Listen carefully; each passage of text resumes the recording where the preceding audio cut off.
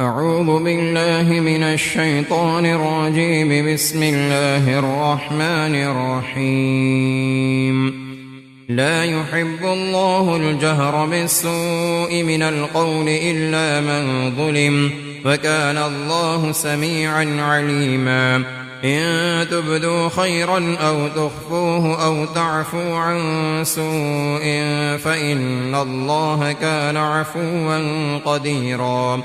إن الذين يكفرون بالله ورسله ويريدون أن يفرقوا بين الله ورسله ويقولون نؤمن ببعض ونكفر ببعض ويريدون أن يتخذوا بين ذلك سبيلا، أولئك هم الكافرون حقا، وأعتدنا للكافرين عذابا مهينا. والذين آمنوا بالله ورسله ولم يفرقوا بين أحد منهم أولئك سوف يؤتيهم أجورهم، وكان الله غفورا رحيما. يسألك أهل الكتاب أن تنزل عليهم كتابا من السماء، فقد سألوا موسى أكبر من ذلك فقالوا أرنا الله جهرة فأخذتهم الصاعقة بظلمهم، ثم اتخذوا العجل من بعد ما جاءتهم البينات فاعفونا عن ذلك وآتينا موسى سلطانا مبينا. ورفعنا فوقهم الطور بميثاقهم وقلنا لهم ادخلوا الباب سجدا وقلنا لهم لا تعدوا في السبت وأخذنا منهم ميثاقا غليظا. فبما نقضهم ميثاقهم وكفرهم بآيات الله وقتلهم الأنبياء بغير حق وقولهم قلوبنا غلف، بل طبع الله عليها بكفرهم فلا يؤمنون إلا قليلا.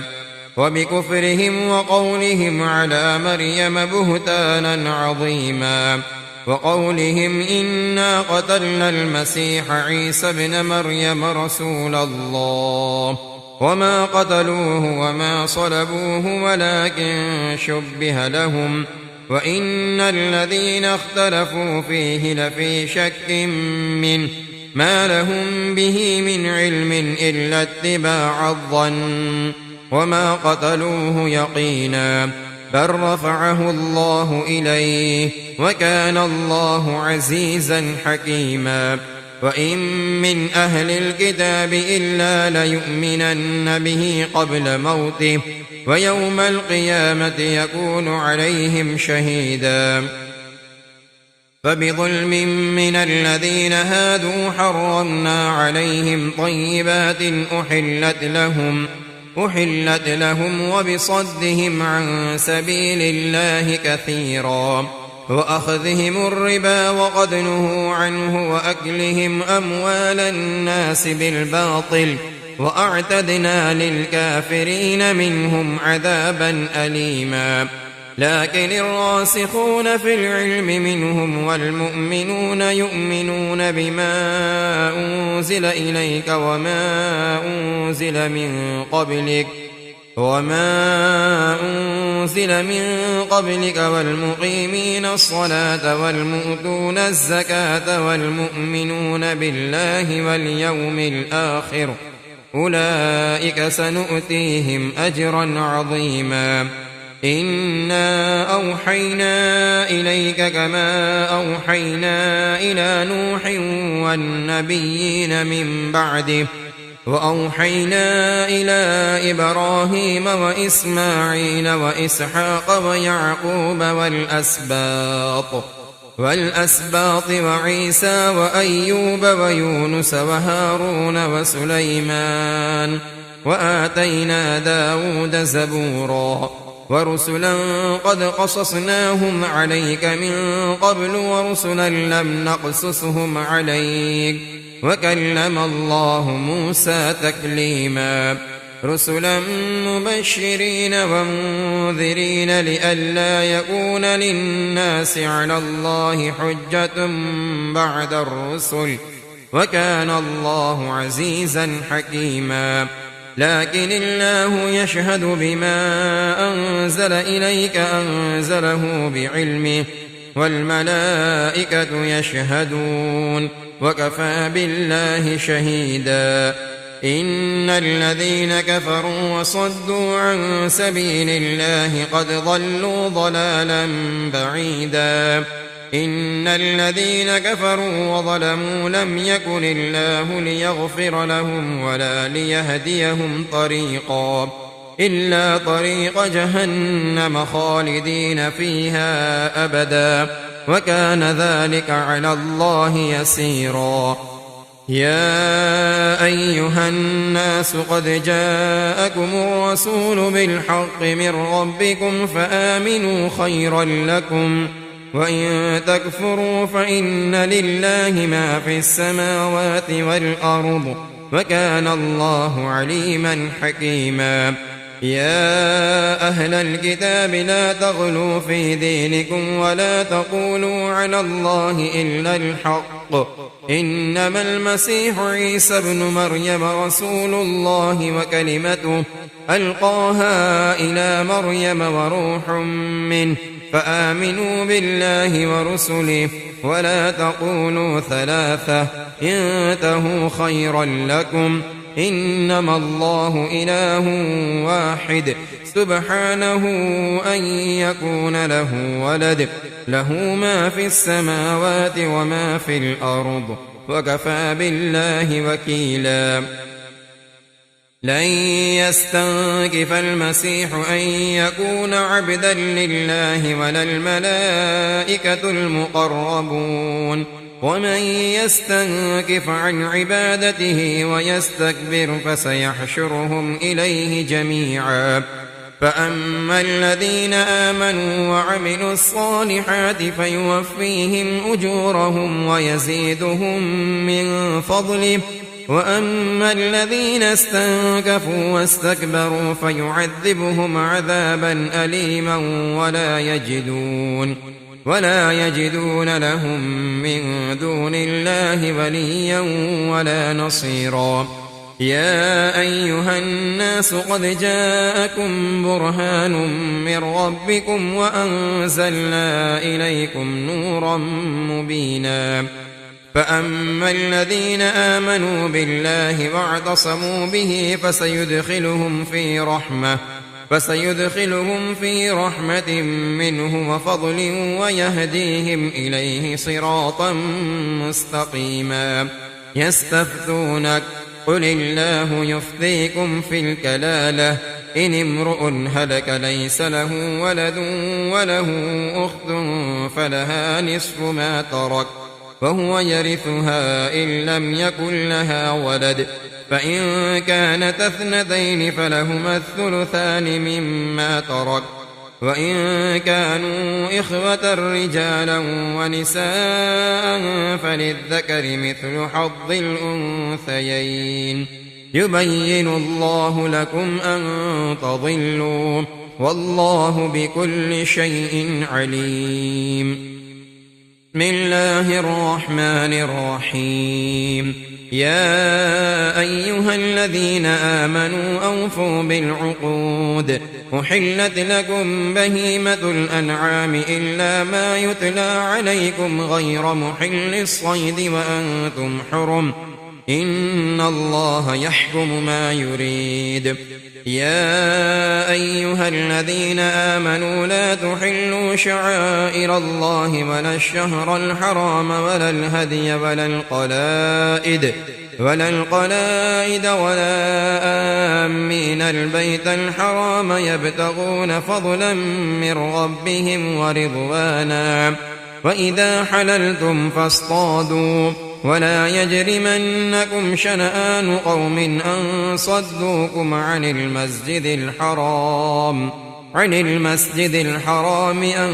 تعتدوا، وتعاونوا على البر والتقوى ولا تعاونوا على الإثم والعدوان، واتقوا الله إن الله شديد العقاب. حرمت عليكم الميتة والدم ولحم الخنزير وما أهل لغير الله به والمنخنقة والموقوذة والمتردية والنطيحة وما أكل السبع إلا ما ذكيتم وما ذبح على النسب وأن تستقسموا بالأزلام ذلكم فسق. اليوم يئس الذين كفروا من دينكم فلا تخشوهم واخشون. اليوم أكملت لكم دينكم وأتممت عليكم نعمتي ورضيت لكم الإسلام دينا. فمن اضطر في مخمصة غير متجانف لإثم فإن الله غفور رحيم. يسألونك ماذا أحل لهم قل أحل لكم الطيبات وما علمتم من الجوارح مكلبين تعلمونهن مما علمكم الله فكلوا مما أمسكن عليكم واذكروا اسم الله عليه واتقوا الله إن الله سريع الحساب. اليوم أحل لكم الطيبات وطعام الذين أوتوا الكتاب حل لكم وطعامكم حل لهم والمحصنات من المؤمنات والمحصنات من الذين أوتوا الكتاب من قبلكم إذا آتيتموهن أجورهن محصنين غير مسافحين ولا متخذي أخدان ومن يكفر بالإيمان فقد حبط عمله وهو في الآخرة من الخاسرين. يا أيها الذين آمنوا إذا قمتم إلى الصلاة فاغسلوا وجوهكم وأيديكم إلى المرافق وامسحوا برؤوسكم وأرجلكم إلى الكعبين وإن كنتم جنبا فاطهروا وإن كنتم مرضى أو على سفر أو جاء أحد منكم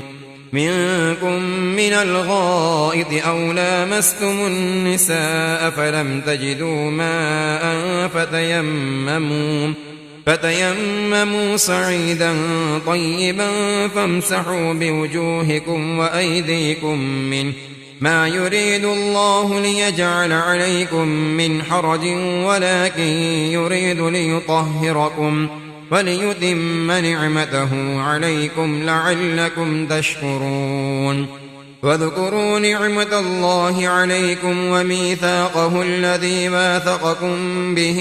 إذ قلتم سمعنا وأطعنا واتقوا الله إن الله عليم بذات الصدور. يا أيها الذين آمنوا كونوا قوامين لله شهداء بالقسط ولا يجرمنكم شنآن قوم على ألا تعدلوا اعدلوا هو أقرب للتقوى واتقوا الله إن الله خبير بما تعملون. وعد الله الذين آمنوا وعملوا الصالحات لهم مغفرة وأجر عظيم والذين كفروا وكذبوا بآياتنا أولئك أصحاب الجحيم. يا أيها الذين آمنوا اذكروا نعمة الله عليكم إذ هم قوم أن يبسطوا إليكم أيديهم فكف أيديهم عنكم واتقوا الله وعلى الله فليتوكل المؤمنون. ولقد أخذ الله ميثاق بني إسرائيل وبعثنا منهم 12 نقيبا وقال الله إني معكم لئن أقمتم الصلاة وآتيتم الزكاة وآمنتم برسلي وعزرتموهم وأقرضتم الله قرضا حسنا لأكفرن عنكم سيئاتكم ولأدخلنكم جنات تجري من تحتها الأنهار فمن كفر بعد ذلك منكم فقد ضل سواء السبيل فبما نقضهم ميثاقهم لعناهم وجعلنا قلوبهم قاسية يحرفون الكلم عن مواضعه ونسوا حظا مما ذكروا به ولا تزال تطلع على خائنة منهم إلا قليلا منهم فاعف عنهم واصفح إن الله يحب المحسنين ومن الذين قالوا إنا نصارى أخذنا ميثاقهم فنسوا حظا مما ذكروا به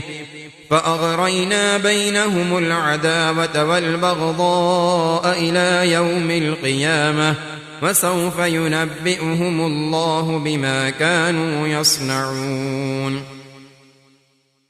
يا أهل الكتاب قد جاءكم رسولنا يبين لكم كثيرا مما كنتم تخفون من الكتاب ويعفو عن كثير قد جاءكم من الله نور وكتاب مبين يهدي به الله من اتبع رضوانه سبل السلام ويخرجهم من الظلمات إلى النور بإذنه ويهديهم إلى صراط مستقيم لقد كفر الذين قالوا إن الله هو المسيح ابن مريم قل فمن يملك من الله شيئا إن أراد أن يهلك المسيح ابن مريم وأمه ومن في الأرض جميعا ولله ملك السماوات والأرض وما بينهما يخلق ما يشاء والله على كل شيء قدير وقالت اليهود والنصارى نحن أبناء الله وأحباؤه قل فلم يعذبكم بذنوبكم بل أنتم بشر ممن خلق يغفر لمن يشاء ويعذب من يشاء ولله ملك السماوات والأرض وما بينهما وإليه المصير يا أهل الكتاب قد جاءكم رسولنا يبين لكم على فترة من الرسل أن تقولوا ما جاءنا من بشير ولا نذير فقد جاءكم بشير ونذير والله على كل شيء قدير وإذ قال موسى لقومه يا قوم اذكروا نعمة الله عليكم إذ جعل فيكم أنبياء وجعلكم ملوكا وآتاكم ما لم يؤت أحدا من العالمين يا قوم ادخلوا الأرض المقدسة التي كتب الله لكم ولا ترتدوا على أدباركم فتنقلبوا خاسرين قالوا يا موسى إن فيها قوما جبارين وإنا لن ندخلها حتى يخرجوا منها فإن يخرجوا منها فإنا داخلون قال رجلان من الذين يخافون أنعم الله عليهم ادخلوا عليهم الباب فإذا دخلتموه فإنكم غالبون وعلى الله فتوكلوا إن كنتم مؤمنين قالوا يا موسى إنا لن ندخلها أبدا ما داموا فيها ما داموا فيها فاذهب أنت وربك فقاتلا إنا هاهنا قاعدون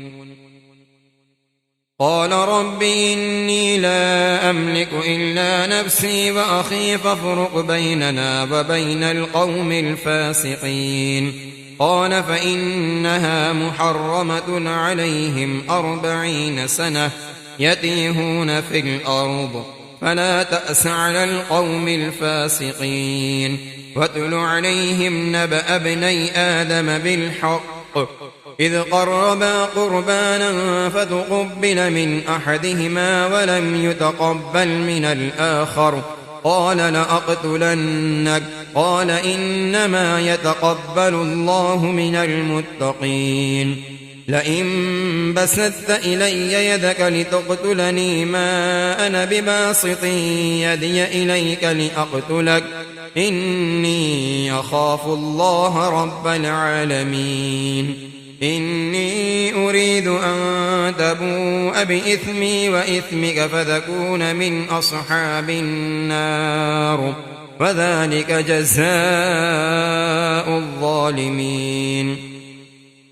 فطوعت له نفسه قتل أخيه فقتله فأصبح من الخاسرين فبعث الله غرابا يبحث في الأرض ليريه كيف يواري سوءة أخيه قال يا ويلتى أعجزت أن أكون مثل هذا الغراب فأواري سوءة أخي فأصبح من النادمين من أجل ذلك كتبنا على بني إسرائيل أنه من قتل نفسا بغير نفس أو فساد في الأرض فكأنما قتل الناس جميعا ومن أحياها فكأنما أحيا الناس جميعا ولقد جاءتهم رسلنا بالبينات ثم إن كثيرا منهم بعد ذلك في الأرض لمسرفون إنما جزاء الذين يحاربون الله ورسوله ويسعون في الأرض فسادا أن يقتلوا أو يصلبوا أو تقطع أيديهم وأرجلهم من خلاف أو ينفوا من الأرض ذلك لهم خزي في الدنيا ولهم في الآخرة عذاب عظيم إلا الذين تابوا من قبل أن تقدروا عليهم فاعلموا أن الله غفور رحيم يا أيها الذين آمنوا اتقوا الله وابتغوا إليه الوسيلة وجاهدوا في سبيله لعلكم تفلحون إن الذين كفروا لو أن لهم ما في الأرض جميعا ومثله معه ليفتدوا به من عذاب يوم القيامة ما تقبل منهم ولهم عذاب أليم يريدون أن يخرجوا من النار وما هم بخارجين منها ولهم عذاب مقيم والسارق والسارقة فاقطعوا أيديهما جزاء بما كسبا نكالا من الله والله عزيز حكيم فمن تاب من بعد ظلمه وأصلح فإن الله يتوب عليه إن الله غفور رحيم ألم تعلم أن الله له ملك السماوات والأرض يعذب من يشاء ويغفر لمن يشاء والله على كل شيء قدير يا أيها الرسول لا يحزنك الذين يسارعون في الكفر من الذين قالوا آمنا بأفواههم ولم تؤمن قلوبهم ومن الذين هادوا سماعون للكذب سماعون لقوم آخرين لم يأتوك يحرفون الكلم من بعد مواضعه يقولون إن أوتيتم هذا فخذوه وإن لم تؤتوه فاحذروا ومن يرد الله فتنته فلن تملك له من الله شيئا أولئك الذين لم يرد الله أن يطهر قلوبهم لهم في الدنيا خزي ولهم في الآخرة عذاب عظيم سماعون للكذب أكالون للسحت فإن جاءوك فاحكم بينهم أو أعرض عنهم وإن تعرض عنهم فلن يضروك شيئا وإن حكمت فاحكم بينهم بالقسط إن الله يحب المقسطين وكيف يحكمونك وعندهم التوراة فيها حكم الله ثم يتولون من بعد ذلك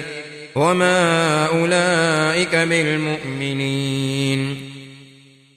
إنا أنزلنا التوراة فيها هدى ونور يحكم بها النبيون الذين أسلموا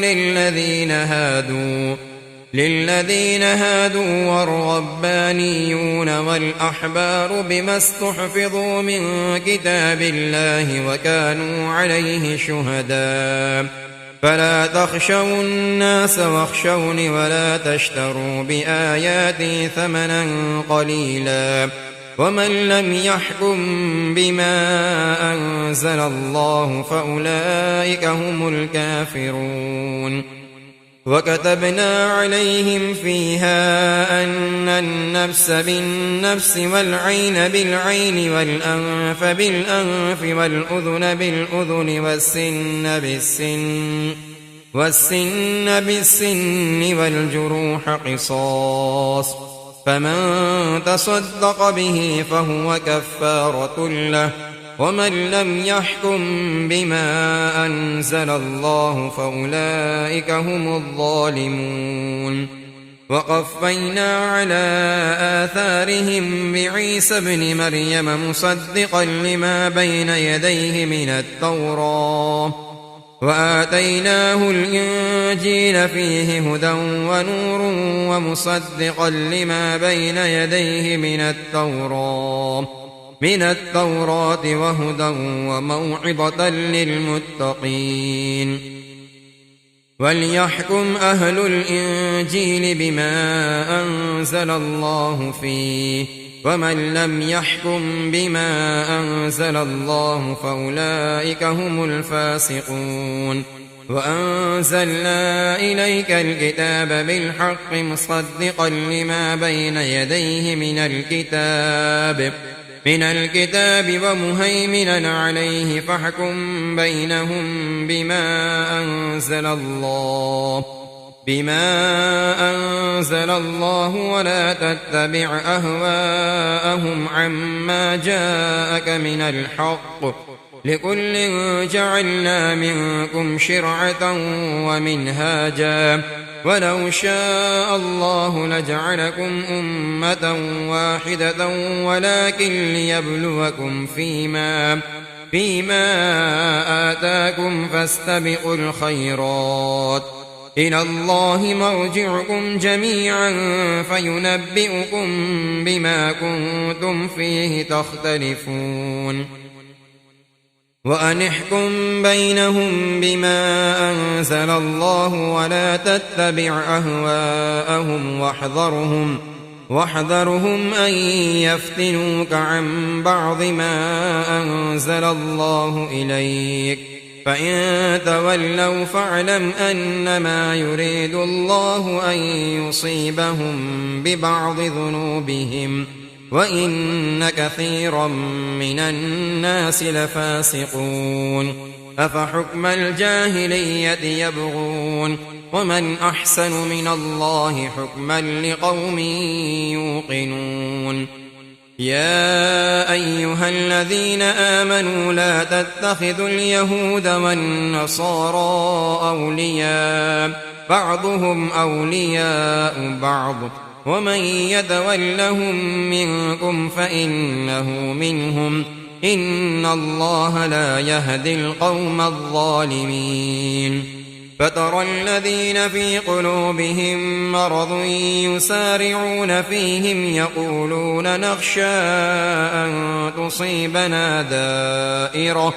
فعسى الله أن يأتي بالفتح أو أمر من عنده فيصبحوا على ما أسروا في أنفسهم نادمين ويقول الذين آمنوا أهؤلاء الذين أقسموا بالله جهد أيمانهم إنهم لمعكم حبطت أعمالهم فأصبحوا خاسرين يا أيها الذين آمنوا من يرتد منكم عن دينه فسوف يأتي الله بقوم يحبهم ويحبونه أذلة على المؤمنين أعزة على الكافرين يجاهدون في سبيل الله ولا يخافون لومة لائم ذلك فضل الله يؤتيه من يشاء والله واسع عليم إنما وليكم الله ورسوله والذين آمنوا الذين يقيمون الصلاة ويؤتون الزكاة وهم راكعون ومن يتول الله ورسوله والذين آمنوا فإن حزب الله هم الغالبون يا أيها الذين آمنوا لا تتخذوا الذين اتخذوا دينكم هزوا ولعبا من الذين أوتوا الكتاب من قبلكم والكفار أولياء واتقوا الله إن كنتم مؤمنين وإذا ناديتم إلى الصلاة اتخذوها هزوا ولعبا ذلك بأنهم قوم لا يعقلون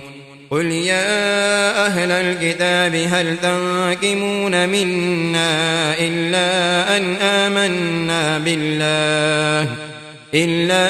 أن آمنا بالله وما أنزل إلينا وما أنزل من قبل وأن أكثركم فاسقون قل هل أنبئكم بشر من ذلك مثوبة عند الله بل لعنه الله وغضب عليه وجعل منهم القردة والخنازير وعبد الطاغوت أولئك شر مكانا وأضل عن سواء السبيل وإذا جاءوكم قالوا آمنا وقد دخلوا بالكفر وهم قد خرجوا به والله أعلم بما كانوا يكتمون وترى كثيرا منهم يسارعون في الإثم والعدوان وأكلهم السحت لبئس ما كانوا يعملون لولا ينهاهم الربانيون والأحبار عن قولهم الإثم وأكلهم السحت لبئس ما كانوا يصنعون وقالت اليهود يد الله مغلولة غلت أيديهم ولعنوا بما قالوا بل يداه مبسوطتان ينفق كيف يشاء وليزيدن كثيرا منهم ما أنزل إليك من ربك طغيانا وكفرا وألقينا بينهم العداوة والبغضاء إلى يوم القيامة كلما أوقدوا نارا للحرب أطفأها الله ويسعون في الأرض فسادا والله لا يحب المفسدين ولو أن أهل الكتاب آمنوا واتقوا لكفرنا عنهم سيئاتهم ولأدخلناهم جنات النعيم ولو أنهم أقاموا التوراة والإنجيل وما أنزل إليهم من ربهم لأكلوا من فوقهم ومن تحت أرجلهم منهم أمة مقتصدة وكثير منهم ساء ما يعملون يا أيها الرسول بلغ ما أنزل إليك من ربك وإن لم تفعل فما بلغت رسالته والله يعصمك من الناس إن الله لا يهدي القوم الكافرين قل يا أهل الكتاب لستم على شيء حتى تقيموا التوراة والإنجيل وما أنزل إليكم من ربكم وليزيدن كثيرا منهم ما أنزل إليك من ربك طغيانا وكفرا فلا تأس على القوم الكافرين إن الذين آمنوا والذين هادوا والصابئون والنصارى من آمن بالله واليوم الآخر وعمل صالحا فلا خوف عليهم ولا هم يحزنون لقد أخذنا ميثاق بني إسرائيل وأرسلنا إليهم رسلا كلما جاءهم رسول بما لا تهوى أنفسهم فريقا كذبوا وفريقا يقتلون وحسبوا ألا تكون فتنة فعموا وصموا ثم تاب الله عليهم ثم عموا وصموا كثير منهم والله بصير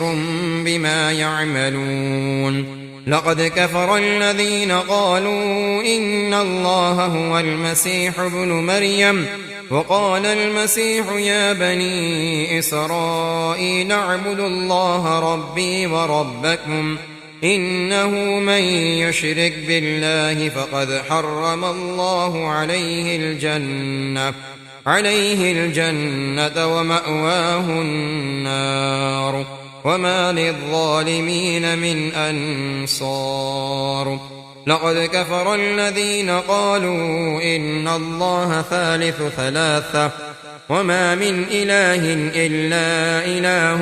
واحد وإن لم ينتهوا عما يقولون ليمسن الذين كفروا منهم عذاب أليم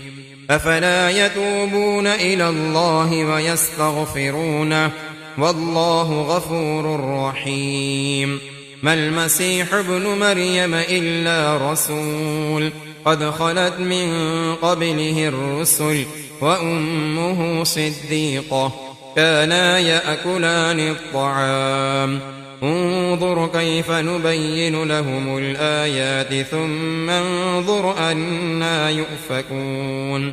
قل أتعبدون من دون الله ما لا يملك لكم ضرا ولا نفعا والله هو السميع العليم قل يا أهل الكتاب لا تغلوا في دينكم غير الحق ولا تتبعوا أهواء قوم قد ضلوا من قبل وأضلوا كثيرا وضلوا عن سواء السبيل لعن الذين كفروا من بني إسرائيل على لسان داود وعيسى بن مريم ذلك بما عصوا وكانوا يعتدون كانوا لا يتناهون عن منكر فعلوه لبئس ما كانوا يفعلون ترى كثيرا منهم يتولون الذين كفروا لبئس ما قدمت لهم أنفسهم أن سخط الله عليهم وفي العذاب هم خالدون ولو كانوا يؤمنون بالله والنبي وما أنزل إليه ما اتخذوهم أولياء ولكن كثيرا منهم فاسقون لتجدن أشد الناس عذابة للذين آمنوا اليهود والذين أشركوا ولتجدن أقربهم مودة للذين آمنوا الذين قالوا إنا نصارى ذلك بأن منهم قسيسين ورهبانا وأنهم لا يستكبرون